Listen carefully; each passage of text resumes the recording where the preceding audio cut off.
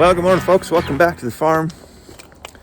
It's been probably a week since I made a video. I thought for a second I was bulletproof and I was gonna make it through the whole winter without getting sick.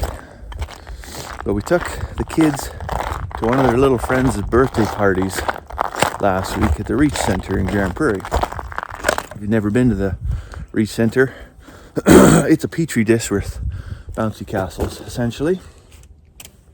And so now I've got a terrible head and chest cold and a cough that feels like somebody's ripping Velcro out of my lungs. So that's fantastic. But it is a beautiful day and we got lots to get done today. I got to do some shuffling. I got to get the ewes out from there, in behind the barn, move some feed in there, and then move them all back. I was going to pull the big tractor out right here and get them bales moved, but the wife's working on a project, as you can see.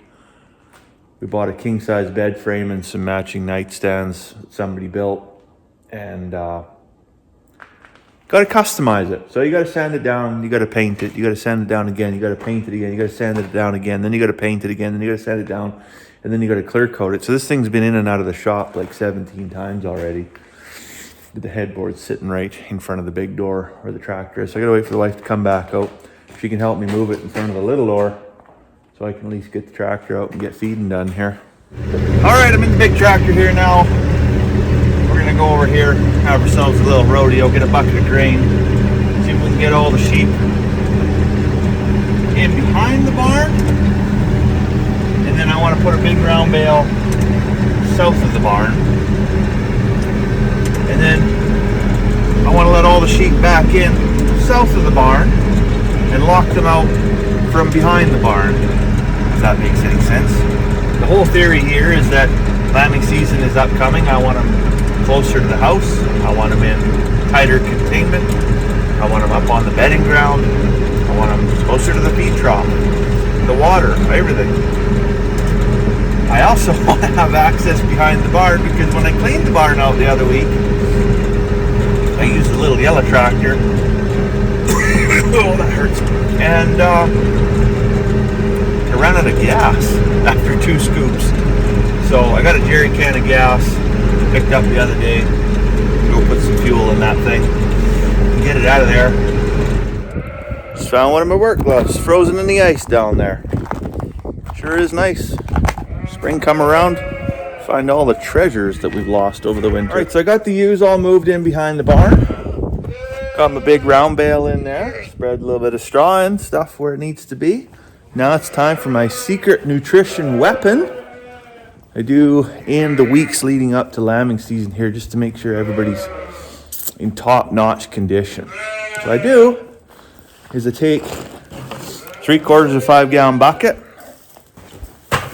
of mixed grains that I get from Bloom Enterprises. This is actually his chicken feed mix, but we feed it to everything. And then I put a scoop of these super duper alfalfa pellets in there. They just love those, beautiful treat. And then I dump that in one of those big rubber, not a tote, what is it? It's not a trough.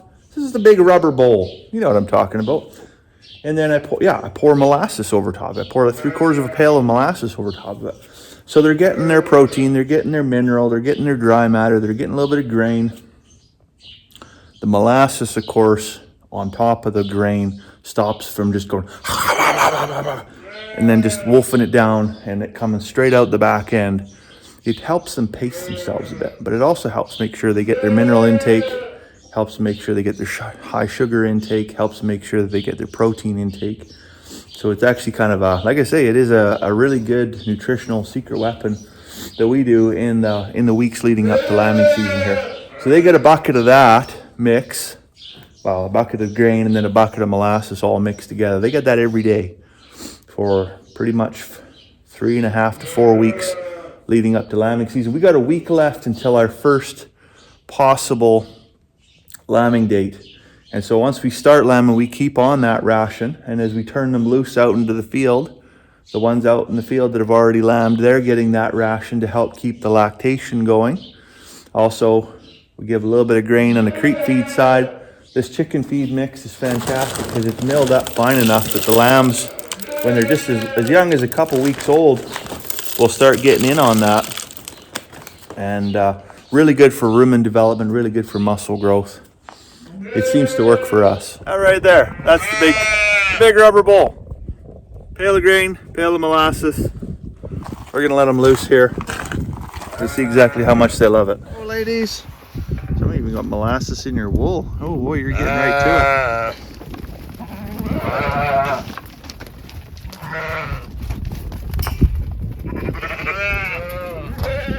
So I'm just back in the shop here now by the tool crib. For those of you that have watched for a long period of time, you'll know we had some issues with a exterior tap, the hose bib that goes out to water the rams, and we fill the chicken waters and we do all that kind of stuff with it.